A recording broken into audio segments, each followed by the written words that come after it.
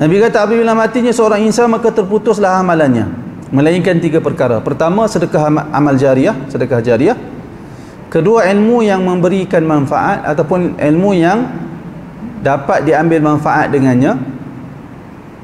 Ilmu yang dapat diambil manfaat ni bukan hanya sekadar ilmu agama, bahkan ilmu dunia pun dapat ambil manfaat. Dia dapat pahala berterusan. Cikgu yang ajak matematik di sekolah, dengan dia ajak anak-anak didik dia, anak didik dia boleh hidup dengan ilmu tu, dia dapat pahala. Dia mati, dia dapat pahala. Memberi kehidupan, memberi panduan kehidupan kepada para pelajar. Walaupun dia ajak matematik, dia ajak sejarah, dia ajak apa-apa saja, dia termasuk di dalam hadis ni. Kerana itu ikhlaskan niat, jaga iman. Syarat dia mesti orang yang mati tu dia beriman, cikgu tu dia beriman. Kalau dia mati dalam keadaan tidak beriman, dia tak dapat manfaat. Syarat dia mesti iman. Anak murid tak syarat iman. Anak murid dia ajak anak murid muslim bermanfaat, dia dapat pahala. Seorang guru mengajar anak murid kafir, non muslim, bukan orang Islam, barangkali Cina, barangkali beragama Buddha, barangkali beragama Hindu, guru muslim dia ajak anak murid dia, betul-betul dia ajak, dapat pahala tak tuan-tuan? Dapat pahala. Seorang Buddha membesar dengan ilmu yang seorang guru muslim ajak pada dia, dia dapat kehidupan. Guru dia dapat pahala. Guru dalam kubur dapat pahala. Seorang guru yang mengajar seorang pelajar Hindu, sehingga pelajar Hindu tu membesar dan dia memberi manfaat kepada keluarga dia, kepada masyarakat dia sebagai contoh dalam urusan dunia, guru tu dapat pahala ketika dia meninggal, dengan syarat dia, guru tu beriman. Dengan syarat guru tu beriman.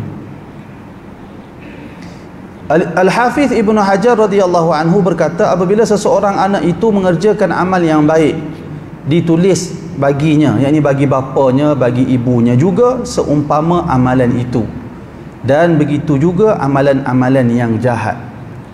Sebab tu saya sebut tadi, kita sekarang ni berbicara tentang faraj, kemaluan yang Allah Ta'ala kurniakan, iaitulah antaranya untuk kita gunakan supaya kita mendapat manfaat di akhirat. Antara salah satu manfaat yang boleh kita perolehi dari faraj, iaitulah kita berusaha memperolehi anak.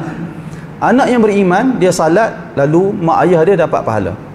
Demikian juga anak yang melakukan amalan jahat, mak dan ayah juga mendapat dosa. Jika mak dan ayah tidak berusaha mendidik anak menjauhi perbuatan maksiat, dapat dosa.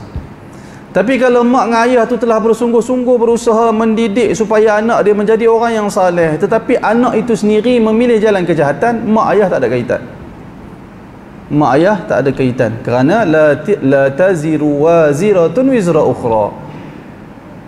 Seseorang tidak akan memikul dosa orang lain. Dia, setiap orang memikul dosa yang dia bawa. Tapi mungkin seseorang akan mendapat dosa atas pengabaian yang dilakukan terhadap orang yang di bawah kuasa dia. Itu mungkin.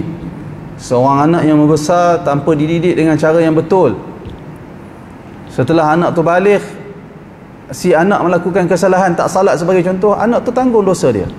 Tapi mak ayah yang tak pernah mendidik anak tetap mendapat dosa kerana tidak mendidik anak untuk menunaikan salat, dapat dosa juga. Demikian juga seorang ayah yang mendidik anaknya supaya boleh menunaikan salat, membesar anak tu dia menunaikan salat, mak dan ayah dia dapat pahala seperti orang yang menunaikan salat. Kerana Nabi sebut, man dalla ala khairin kafa'ilih, siapa yang tunjuk melakukan sesuatu perkara yang baik, maka dia dapat pahala seperti pelaku kebaikan.